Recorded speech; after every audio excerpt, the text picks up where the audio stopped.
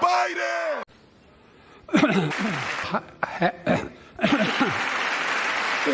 Family for those farms and their children. They have children to instigate the Lincoln Riley.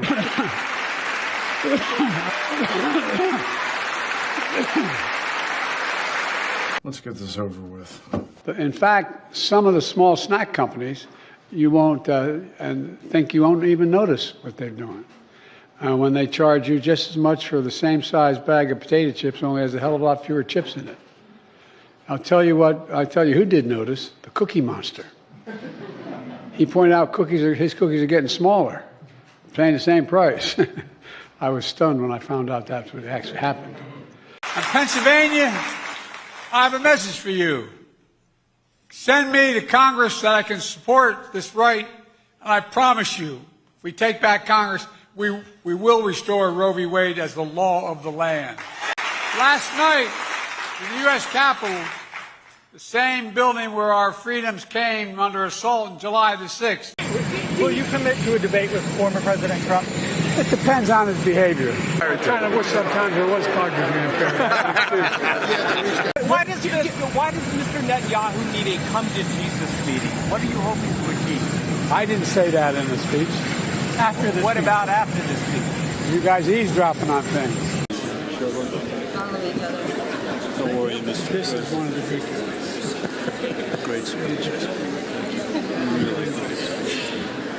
I was telling your secretary, I was in Jordan and Israel this weekend, and just, you got to keep pushing what you're doing on the humanitarian stuff and all this stuff. So, I told him, baby, show me this. I said, baby, you know I can't come to Jesus. sir, just.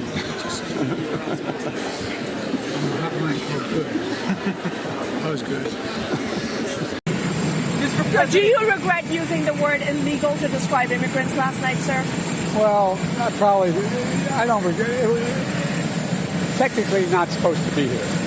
But does that show your level of frustration with him on humanitarian aid? Does he need to be doing more? Yes, he does. I love questions. I better not start the questions. I'll get in trouble. What's your message for Super Tuesday voters? Everyone, please move this way. Super Tuesday, sir. Do you have a message for voters? Thanks, come on. Thank you so much. With that, I'm going to turn this over to Lael, the Director of National Economic Council. But I'm supposed to leave for a meeting with the Business Roundtable on the telephone. But I'm going to hang around and listen a little bit. So with your permission, I'd like to stay and my staff will tell me when the drop-dead hour occurs. Mr. President, what's your message to Democrats who are concerned about your poll numbers? My poll numbers, the last 5 polls you guys don't report. I'm winning. 5 in a row. You guys only look at the New York Times. They're a great paper. Mr. Do you feel by Ramadan? Well, there's got to be a ceasefire. Because Ramadan, we're getting into a circumstance where this continues through Ramadan. Israel and Jerusalem are going to be very, very good. So we're trying hard for that ceasefire. It's in the hands of Hamas right now. The Israelis have been cooperating. There's an offer out there that's rational.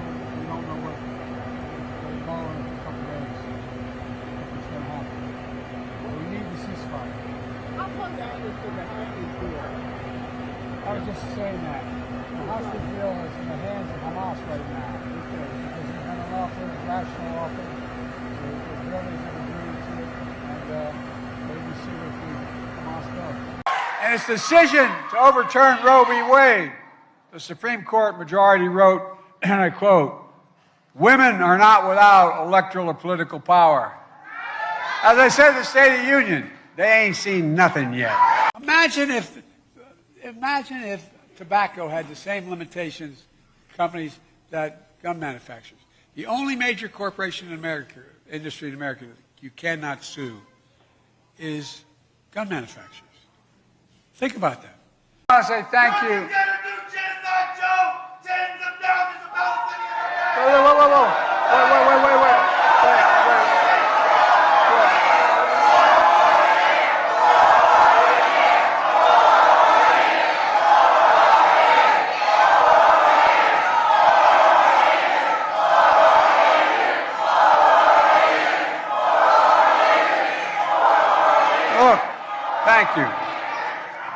Look, I don't resent his passion. There's a lot of Palestinians who are being unfairly victimized.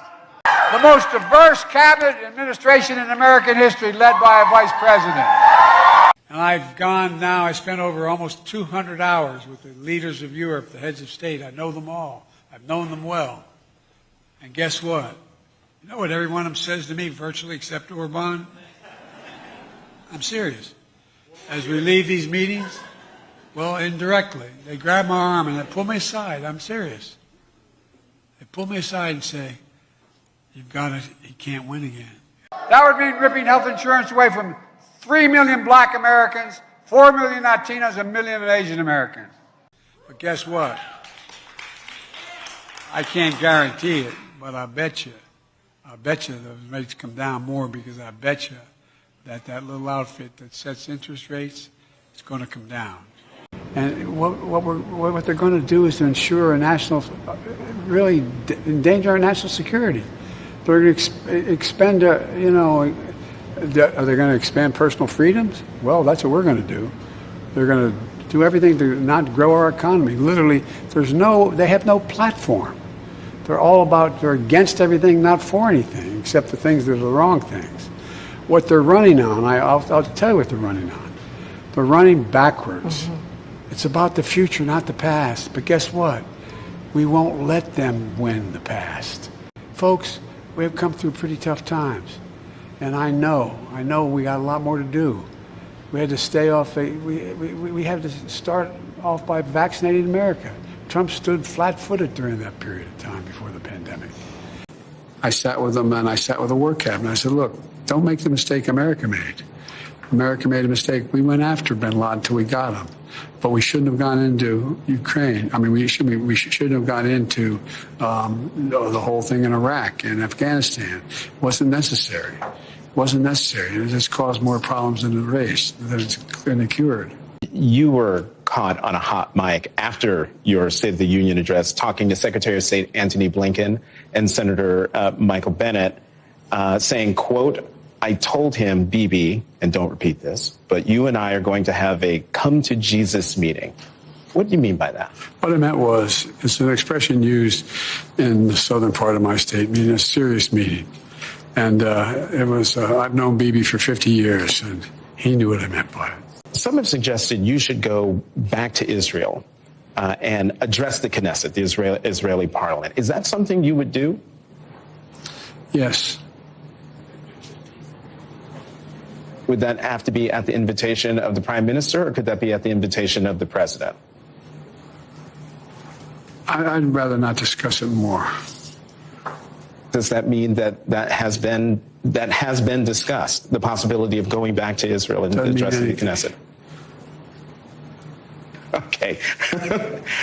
We cut the deficit, and we added more to the national debt than any president in his term in all of history, and under Donald Trump.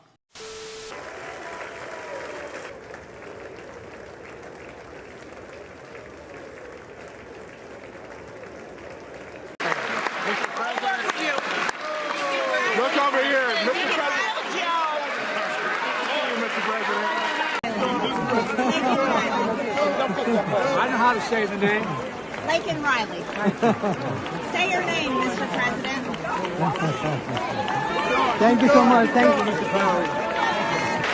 To cut another $1 trillion in the next decade. The deficit will hit $2.3 trillion this year. That's 25% larger than it had previously forecast. The gap between what the government spends and what it earns widened to $1.7 trillion in the fiscal year that ended last month. This month, the Treasury's statistics showed that the federal deficit swelled by about 96% between March of last year and March of this year. Remember, my team began serious negotiation with a bipartisan group of senators.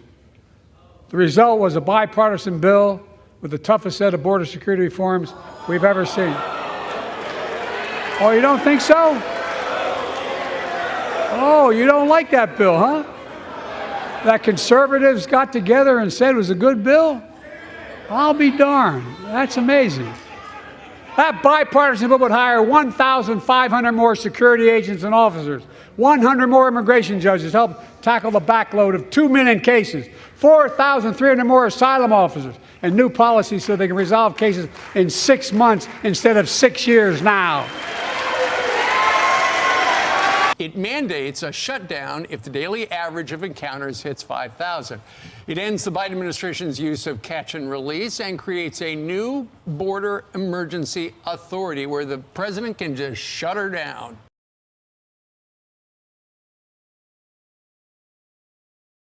It's $118 billion in spending. It also includes $60 billion plus to support Ukraine, $14 billion for assistance to Israel. The number of migrants at the border is overwhelming. The Border Patrol Union has endorsed this bill. The Federal Chamber of Commerce is, You're saying low. Look at the facts. I've made it perfectly clear. When I was the chief, I never once met with the president or the vice president. President Biden going to Brownsville, did the Border Patrol Union ever get any outreach or invitation from the White House about that visit? Not at all, and I didn't expect it. He's not going to listen to voices of reason. He's not going to listen to people that are going to tell him what he actually needs to secure the border, the programs, the operations, the policies. He doesn't want to hear any of that, and if he would have invited me, that's exactly what I would have said. Not really.